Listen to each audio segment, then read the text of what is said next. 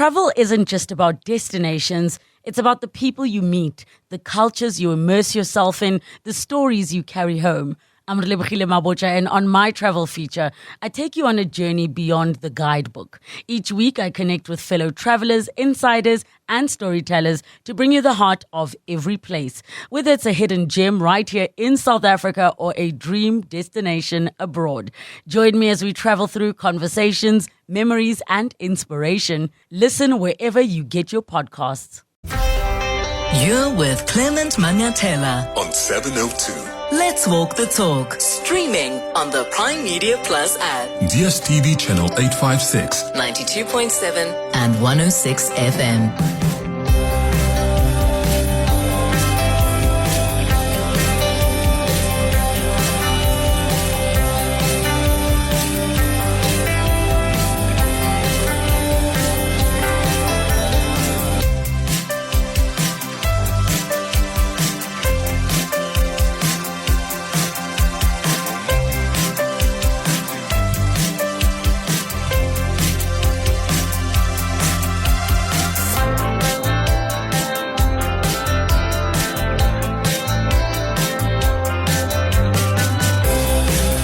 8 minutes after 9 o'clock. Dumelang, welcome to the Thursday edition of the Clement Manyathela Show. It's so wonderful of you to join us here on 702. We always love keeping you company. I hope you're well this morning. The 702 open line starts right now on 011-883-0702 is the number to dial, or 072-702-1702. That's the WhatsApp line. So you may have seen Discovery Health has come out to respond to that Section 59 inquiry. They've criticized it, flatly rejecting the damning findings of racial bias and branding the panel's conclusions as flawed in their methodology and how that was based on unscientific assumptions and a misrepresentation of complex data. Remember, the Section 59 panel investigating allegations of racial discrimination against black healthcare providers by medical schemes issued its final report just the other day. And that report found that between 2012 and 2019, there was evidence that the fraud, waste, and abuse systems used by medical schemes showed racial discrimination, particularly against black service providers. And I actually just want to hear from you as medical practitioners. If you're a medical practitioner, what's your general interaction, right, with the medical schemes? In your experience, are there certain groups that are targeted for fraud, waste, and abuse?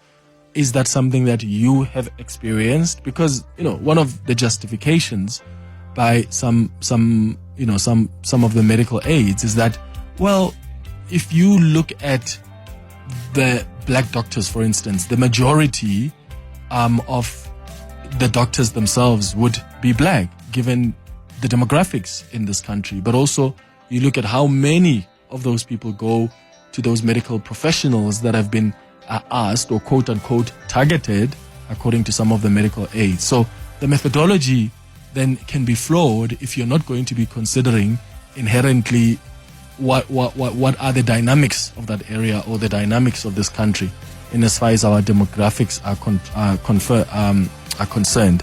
So what's your experience as a medical practitioner? I'd like to hear from you. Also, did you hear what President Donald Trump said to the president of Liberia? We want to work with the United States in peace and security within the region because we are committed to them. And we just want to thank you so much for this opportunity. Well, thank you in such good English, such beautiful. Where did you learn to speak so beautifully? Where were you educated? Where? In Liberia. Yes, sir. Oh, that's very interesting. It's beautiful English. Sure. I have people at this table can't speak nearly as well. And they come from. So this is Donald Trump, the president of the U.S., telling the Liberian president, "You speak such good English. Where did you get educated?" So it was Joseph Boakai, the president of Liberia. And of course, English is the official language in Liberia, right? And I want to know if you found this comment by President Trump weird? I think it's easy to make assumptions about Trump. You know, he probably doesn't even know much about Liberia. He probably has this skewed perception about the African continent that most Americans arguably have. So we can safely assume that Trump was being Trump. But what happens when we broaden this discussion outside of Trump? And I would like you, yes, one, to give me your thoughts on what Trump said, but I also want your thoughts on the scenario if it didn't include Trump. Like, do you get offended as a black person when someone says you speak well? Well, in the context of English, the English language, of course, whether the person complimenting you is black or white. Huh? So I think we have to take history and context into account, right? I don't get offended when someone, black or white, compliments how I speak English unless, and that's a caveat, unless I have reason to believe the white person complimenting me or the black person complimenting me is being condescending and disingenuous. And let me use myself as an example, right? I get some people tell me that I speak well, even though I disagree with that. Like 99.8% of them are black, even though I don't agree that I speak good English. In fact, I don't think my English is even worth being complimented. But that's beside the point.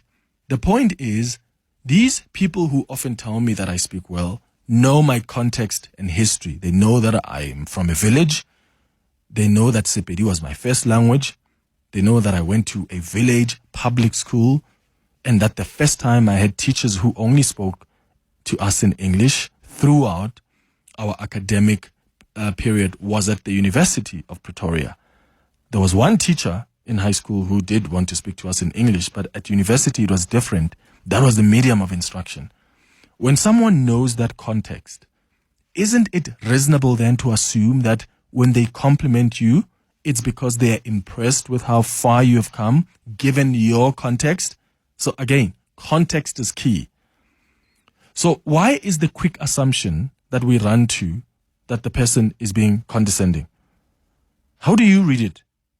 Should offense be taken? I want to know what your thoughts are, and maybe we can help you see each other's approaches. So when you are being appreciated or acknowledged for speaking well, and there are people who speak well, and I was telling the producers this morning, because we fundamentally disagree on this, I was telling them that, for instance, I have complimented people, even black people, on the expressions of English, like Bongani Bingwa, for instance. Like I've told him before that he speaks such great English. He speaks well. He knows how to play with words. He's so poetic in how he expresses himself. Does that mean that's condescending? Not really. But I take context into consideration. And I'm talking there especially for the older generation. I mean, it's a different country now, so you've got more and more black people who can speak the language comfortably, sometimes even better than their white counterparts. But for the adults and stuff, should they take offense? Do you take offense? Whether the compliment comes from a black person or a white person. Let's have a rational conversation about that. Let me see your point. Let me know if you see my point. 011-883-0702 is the number to dial. WhatsApp's on 072-702-1702. Clement Manyathela, streaming on the Prime Media Plus app. DSTV channel 856 92.7 and 106 FM. All right, I'm going to go to your calls and WhatsApps in a moment. I just want to alert you about something we're going to be doing on the show. In fact, just broadly as Radio 702. So, there's the national dialogue coming up in August, right? That was announced by President Cyril Ramaphosa. Well, we are going to host the People's Dialogue ahead of that national dialogue. And we want to invite you to come and take part because we want to have a conversation and have as different constituencies as possible represented. So I want you to send me an email on comment@702.co.za if you would want to attend this People's Dialogue, and then we can share details with you about the venue where this thing will take place. But we're going to dedicate the entire 3 hours of the show on that dialogue.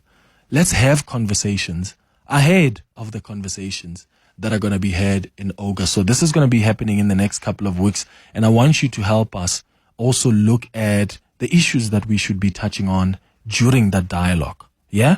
So I'm asking you two things. When you email me on comment@702.co.za, one, please indicate if you would like to participate and why, like what constituency do you represent, or are you just someone who is interested to participate, to share your thoughts?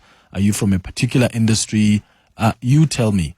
And number two, what issues, perhaps you don't want to attend, but you want to suggest the kind of issues that are most pivotal that we should be focusing on. comment@702.co.za. That's the email address. Please contact us, and then I'll share more details with you about this People's Dialogue that Radio 702 will be hosting ahead of the National Dialogue in August. It's 20 minutes now after 9. Your voice, Your station. your open line Walk the talk with Clement Manyathela. on 702. Good morning, 702 and Clement. I think just my experience on that Trump comment to the Liberian president is that it happens quite a lot. I mean, I work in corporate, and often when our white colleagues meet someone new, or we are in things like interviews or job interviews, as an example, you find that they still rate people of color based on how they speak, how well they speak the English language. And sometimes not even listening to substance, but just based on making a decision or creating a perception of a person based on, just how well they speak the language. Often told, oh, you speak really well. You are so articulate. And that is in some instance, a measure of, how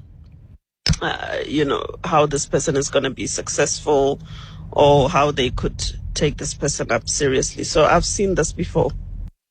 Unfortunately, Clement, I can't agree with Trump saying that to the Liberian president, that it's a compliment. It's condescending, because as a president, you are supposed to know that in Liberia, the language is English.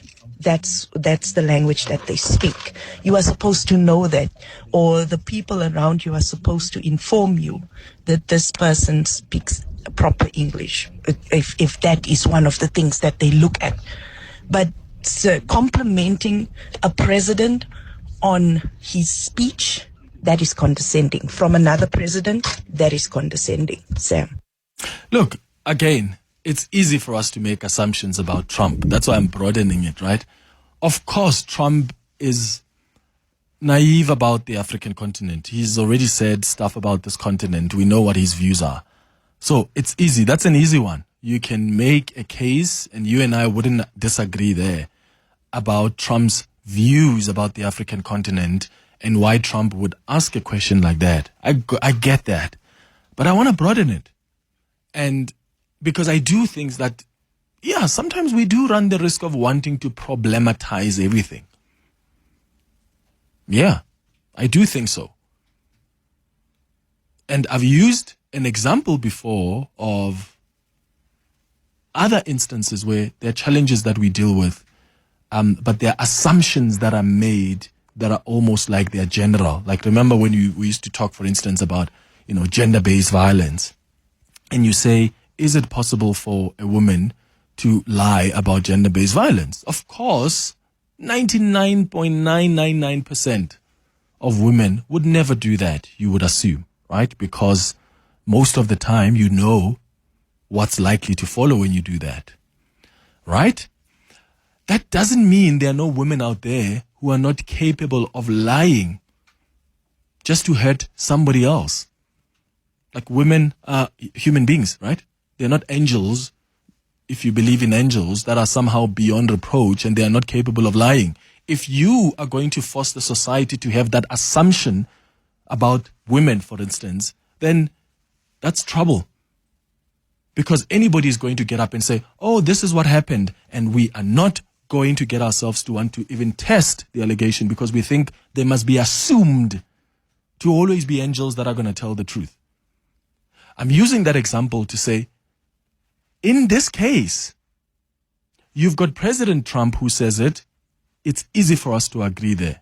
I'm taking it out of context now, out of the Trump context. I'm saying, why must it be an offense if someone gives you the context, or there's a context that's considered?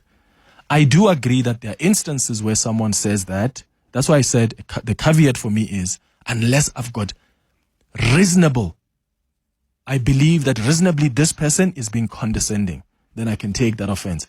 But there are often times when it could be a black or a white person who says, oh, Clement, you are quite fluent in this language, given where you come from. And they don't mean it as condescending. They mean they are so impressed because they know other people who come from similar circumstances who sort of have struggled with expressing themselves. Isn't that real? That there are people who come from the same context as you, but they can express themselves the way you do? So I guess what I'm asking is, why must it always, the quick thing must be, it is an offense, as opposed to reasonably judge it and think, okay, what's the history of this person who's telling me this? Could they be condescending or not? As opposed to, then you jump to that conclusion. And I think it's one of those things where society then just expects you to go angry and say, how dare you? You're being racist. I don't know. I would like to be more thorough and critical when I make a conclusion like that. Let's go to Tasneem, who's calling us from Randburg. Tasneem, what are your thoughts? Hi. Hi. So look, to your point, I get what you're saying, but I'm very sorry when you are in that kind of position, whether you are in a CEO or in a very executive position, you should know, especially someone like Trump who's very well traveled. He's very well acquainted with people from African continent. He's not, Tasneem. Have you heard Trump's views about the continent? When he spoke about Lesotho, he even said he didn't even know Lesotho. What did he say? Where is that? But Clement, I read somewhere that his T-shirts and rep, apparently he's coming from Lesotho, unless that's not true. But anyway, look, I personally feel that when you are a head of state or in a senior position, the courtesy is to actually take some initiative instead of making a fool of yourself. And I think people are so used to the way he is that we think it's okay. I actually feel we live in a seriously flawed world where stupidity is okay, and especially someone, and I'm not saying he's stupid because, to a degree he has to be intelligent enough to where he is. But the point I'm trying to make is, Clement, if you were running your own company and if somebody came to you and they did not know much about the subject matter, honestly, you would say, sorry, this person's not for me. It's showing courtesy. That's what it's about. So that's one. I'll give you my personal experience, and I didn't take it offensive at all. I'm a brown woman, and I'm a Muslim woman. I was working in the UK, and one of my colleagues, who happened to be a friend, and I appreciate her honesty, when she found out that I was Indian Muslim woman, she says, oh, I thought all Muslims are terrorists. And I know to you, I know. Tasneem, that's different. No, hear me out. If anybody else was in my shoe, they would have taken an offense. For me, I didn't. It was an opportunity for me to actually educate her and tell her that whatever you hear in the media is not always true. But which media has even said that? Which media has said all Muslims are terrorists? Because remember when 9/11 happened, what was happening? Especially when I lived in London and there was bombings and the train bombings and all of that. See, I think it's very different when you're not living in the country and you don't experience the narratives and all of that. And sometimes people don't need to be blatant with you, but you're not silly. You can hear the undertones. Do you know what I'm trying to say? So so that kind of stereotype. So I didn't take an offense at all. I'm just glad that she met someone like me, that she understood then. And you used this at a teachable moment. Tasneem, I hear you, right? But I think that's on another level. That's Islamophobic. It is. It's Islamophobic. And I think, and I'm glad that you handled it in a way, but I think you needed to tell your friend that, okay, first of all, that is offensive, even though you haven't taken offense.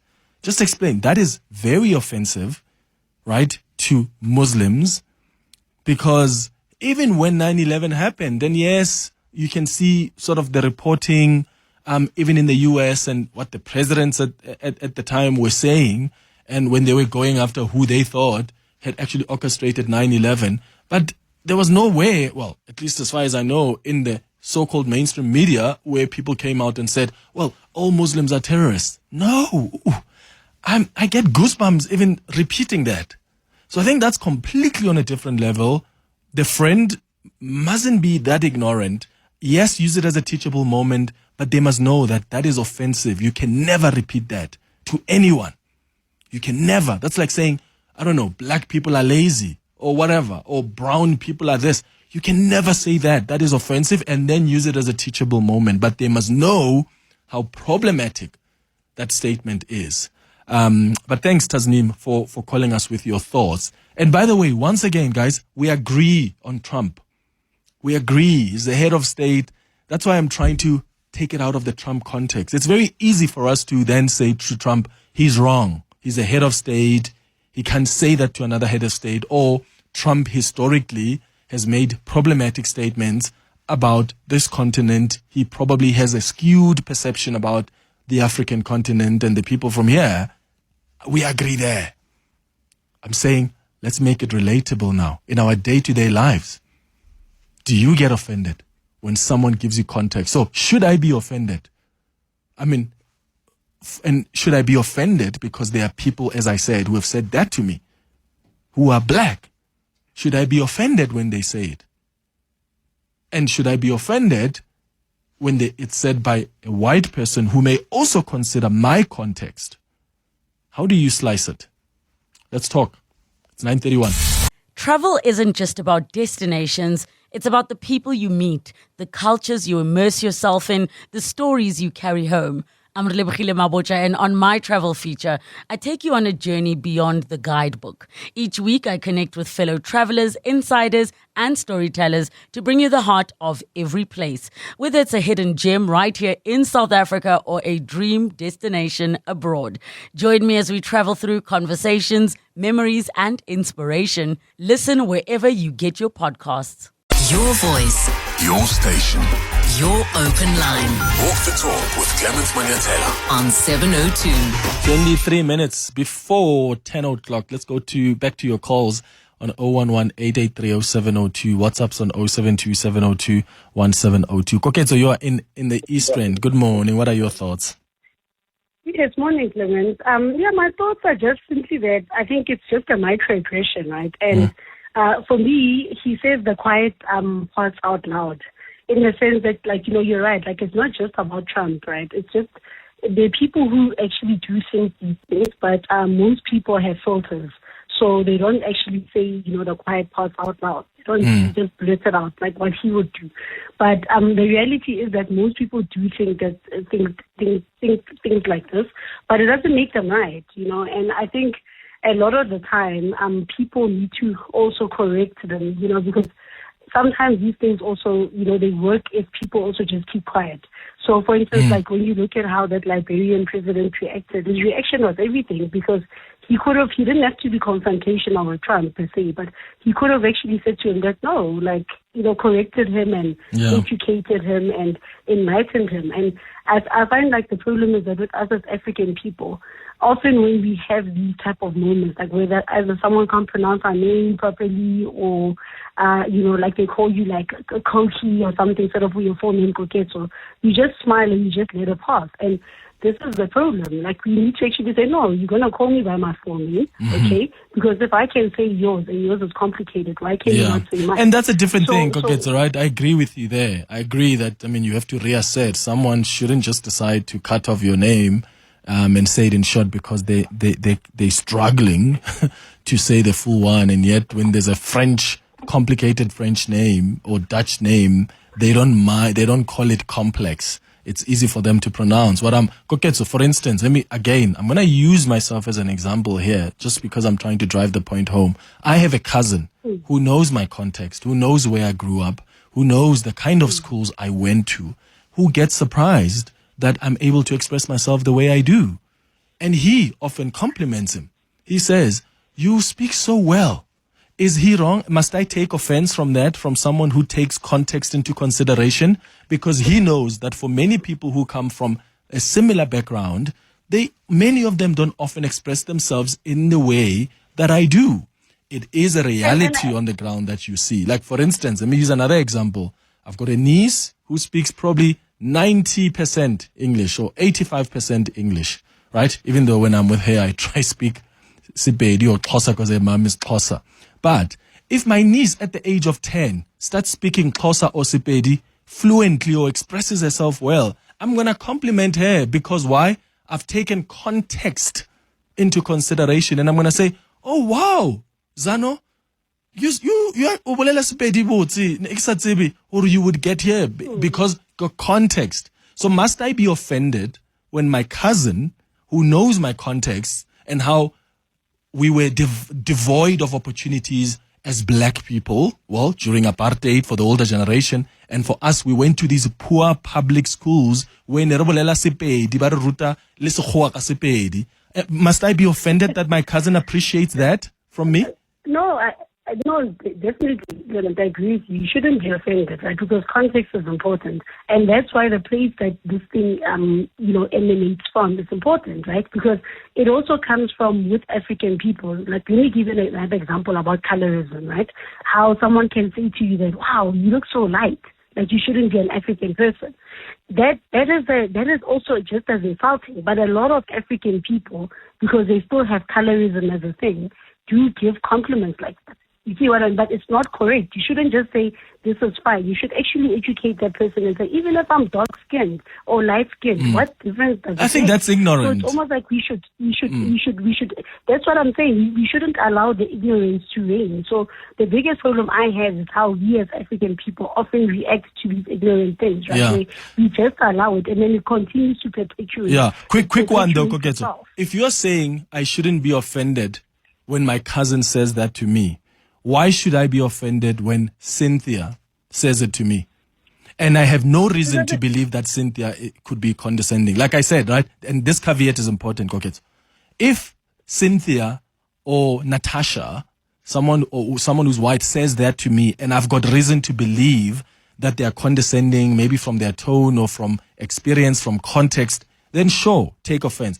If I have no reason to believe that, why must I jump to offense? Because I'm taking it from my cousin, right? But from this person who comes from with a similar context as well, why must I not take it as a compliment from them?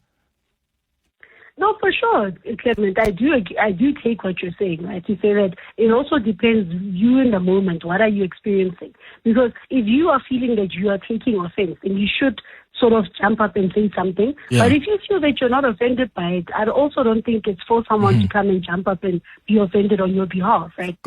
You're the one experiencing that, and then you know how you want to react to it. Got it. All right, Koketo, let's hear what the other listeners think. Thank you for your thoughts.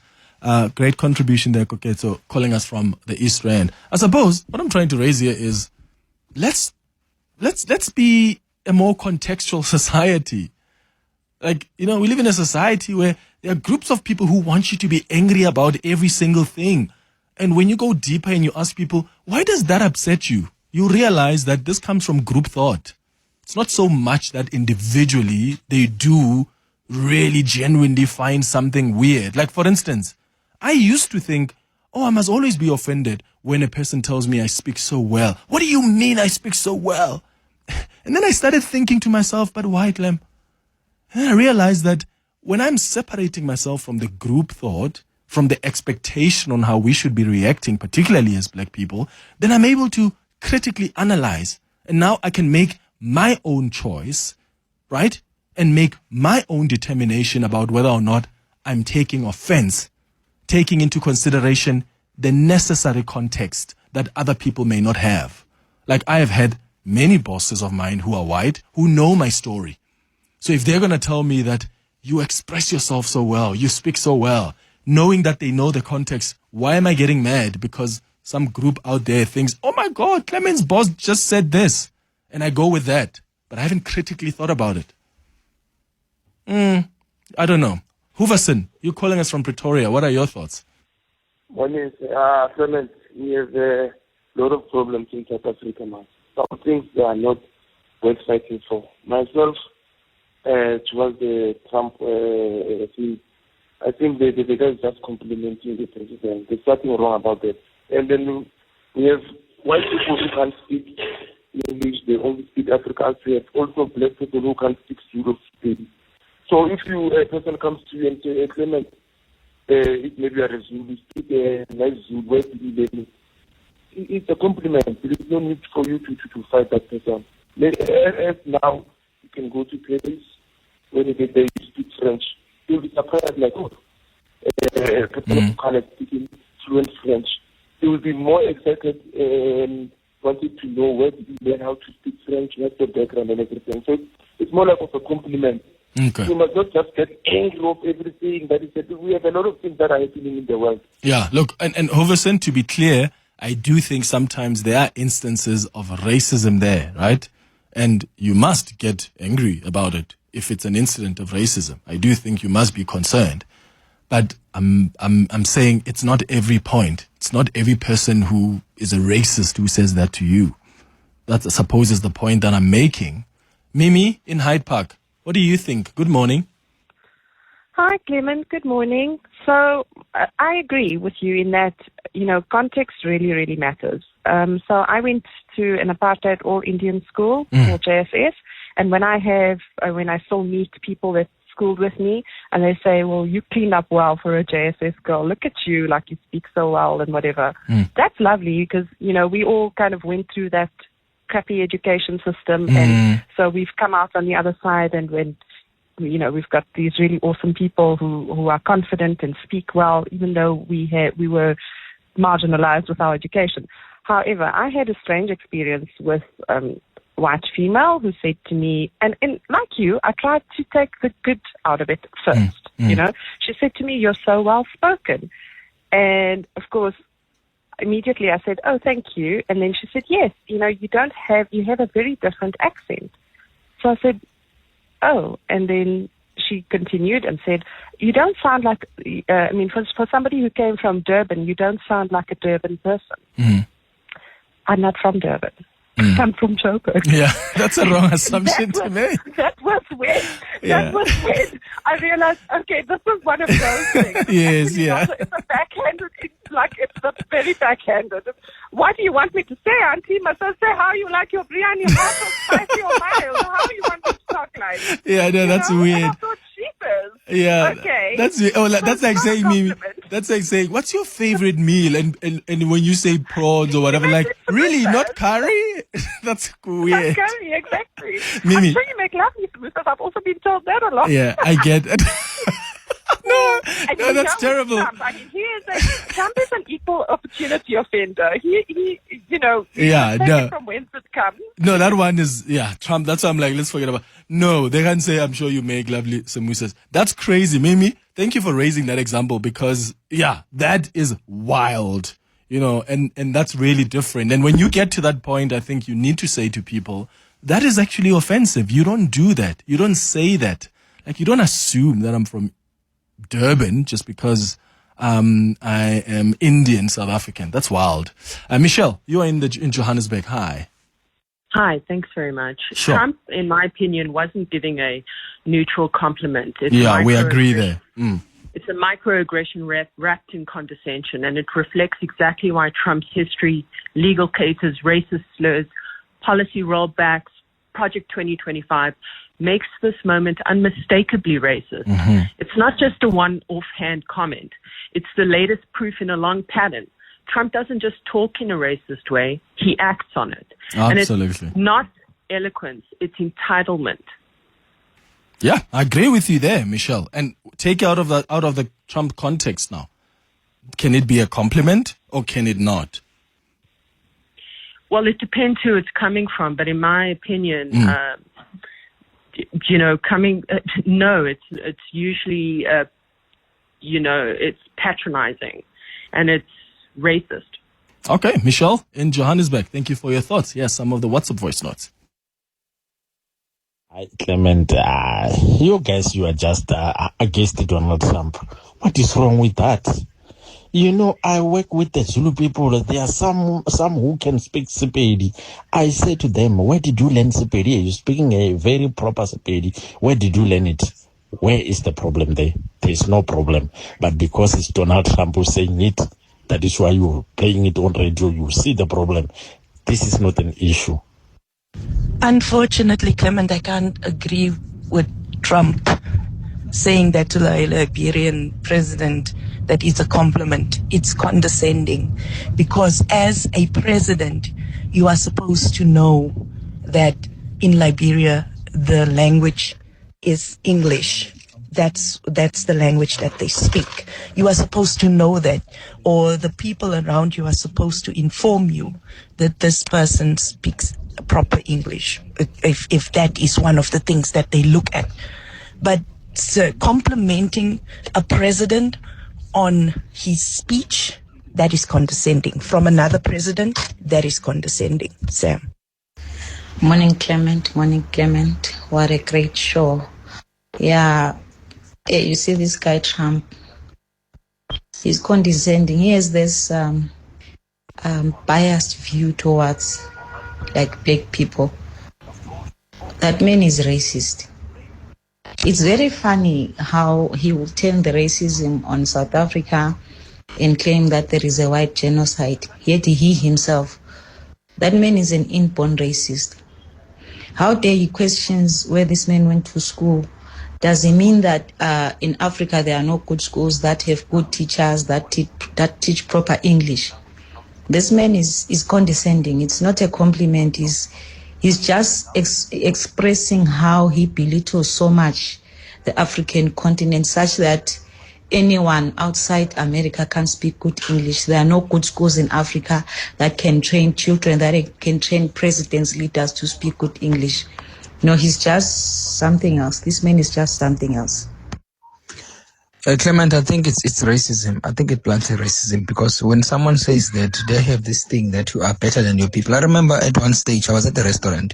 I had my books. I was just returning the library books, and I started at the restaurant with some coffee, and I was finishing one of the last book.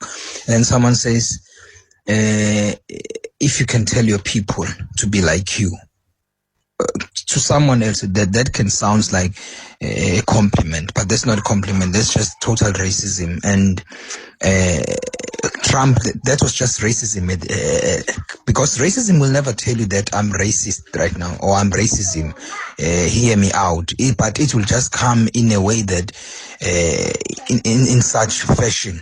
So that was just racism. And when someone compliments you like that, especially if someone is white, just know that it's just racism raising its ugly head, Sfiso. Yeah, Sfiso, I disagree with that. I'm sorry. I'm not going to be assuming things like that with every single person I deal with. As I say, again, I particularly I've had bosses who are white, who know my story, who know where I come from, who know my background, who know the schools I went to, who know the opportunities I didn't have. And yet, when they compliment me like that, I don't go around thinking, oh, how dare you be a racist towards me? Again, because there are people who will listen to me selectively. Again, I'm not saying there are no cases where some people are racist and they are condescending when they said that. But I'm saying the biggest mistake you would make, well, at least in my view, is making that assumption every time you get a compliment. So if my cousin can say it considering the context, why can't my boss say it if my boss considers the same context? Yeah, I don't know. I just think, yeah, we live in a society where we must be angry about everything. Everything. And sometimes we need to pause and ask ourselves as individuals, not as part of a community, but as individuals, why does this, what's my unique circumstance here? And if you think that you can reasonably conclude that the person is being condescending towards you, then great. Call them out and do whatever you want to do. But to always make that assumption is a bit weird to me. Joel, you're calling from False Loras. What do you think? Hi, good morning, and morning to the 702 listeners. Look, I concur with some of our people saying, when I say our people, brothers and sisters, talking to the radio, I actually of the view that I support President Donald Trump because several years, many years ago, I was working for Thompson Tour. Sorry to mention the company. So we had a promotion of Johannesburg City Tour. Now, when we were driving through Houghton, the way articulated at that time, she was taken by surprise. She started saying, "Oh, wow, which school did you go?" You know? So I'm taking it as a complimentary. Why was she Without a taken doubt. by surprise, Joe? Because she knows my background and that I did not have a facility. I was not privileged. Yes. Oh, so she knew your context. Okay. Because, Indeed. got it, all right. Because it's different when someone makes and says, "Oh, you speak well," because they think as a black person you can never speak good English. That is a different thing. Again, that person doesn't consider any context. So in this case, when someone has considered that, "Oh, but you grew up in places like this," or maybe you couldn't even finish school because the apartheid government at the time was on your case. You finished at grade 5. And yet you're able to express yourself in an incredible way, given your circumstances. And then you say, "That's the reason why I'm saying you speak so well and I'm complimenting you." There's a consideration there of context. It's 5 minutes before 10. Your voice, Your station. your open line Walk the talk with Clement Manyathela. on 702. 2 minutes before 10. Morning, Clement and 702 listeners. Spiso here from Roodepoort. So my case is a bit, I take it as a compliment, and it also kind of eats me up inside. Well, used to. Where, I grew up in a Model C school, so obviously we speak English, we roll our tongues when we are speaking. What ate me up is every time I go to Eastern Cape, the villages, so I'm Xhosa. So when I go to Eastern Cape, and I try to speak Xhosa. I know how to speak Xhosa, but my accent is a bit off because I'm Model C. So when I speak Xhosa, it sounds a bit funny. So they used to give me they used to give me a name. They used to call me George. Oh no! In Eastern Cape, I took it both as a compliment and it also ate me up because it meant my English is well. I'm well spoken in English, but my Xhosa is lacking. So that didn't sit well with me. No, George, that's unfair. I'm joking. Aye, man. But I do think that, for instance, someone on the WhatsApp line, Tahuzile, says, "Hi, Clement. No one gets complimented for speaking Sesotho or Zulu, Swahili. Speaking white languages are seen as having put in an effort and being civilized." No, actually, you're wrong. Because I've got friends who speak fluent Xhosa. And I'm always impressed with the Xhosa that they speak, especially because I know their context. I know that they didn't grow up in the Eastern Cape, or they didn't grow up like in areas where you knew they spoke Xhosa, or even in their homes where they grew up, they were not really speaking isiXhosa that often. And they went to Model C schools. So I do have friends that I compliment. And I'm like, "Oh, wow, you speak such great Xhosa. Oh, you speak such great Zulu." Why? Because I know the context. So what? They must be offended? Yeah, I don't know. It's 10 o'clock. Travel isn't just about destinations. It's about the people you meet, the cultures you immerse yourself in, the stories you carry home. I'm Liberian, and on my travel feature, I take you on a journey beyond the guidebook. Each week, I connect with fellow travelers, insiders, and storytellers to bring you the heart of every place. Whether it's a hidden gem right here in South Africa or a dream destination abroad. Join me as we travel through conversations, memories, and inspiration. Listen wherever you get your podcasts.